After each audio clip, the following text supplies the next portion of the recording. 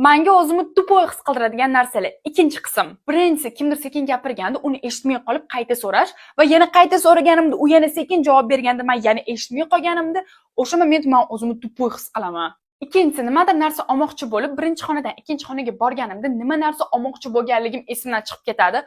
O'shanda borib o'zimni nima balo, men necha yoshga kirdim deb o'ylab qolaman. Uchinchisi, telefon gaplashib turganimda kimdir ikkinchi liniyaga tushib qolsa va o'sha yerda ani yozuv chiqadi-yu, o'sha yozuvni nimani bosishni men bilmayman.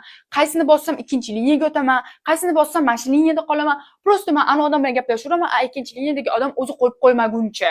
Va oxirgisi, qayerdadir menga to'satdan kimdir ruscha gapirib qolsa, o'sha moment ruschada gapirmoqchi bo'lganimda aksentim shunaqa xunuk chiqadi, men tushunmay qolaman. Normal gaplashaman ruschada, lekin именно o'sha moment so'zni yoki xato aytaman yoki bilmayman aksentim qanaqadir g'alati chiqadi va o'sha moment men o'zimni prosta tupoy deb his qilaman.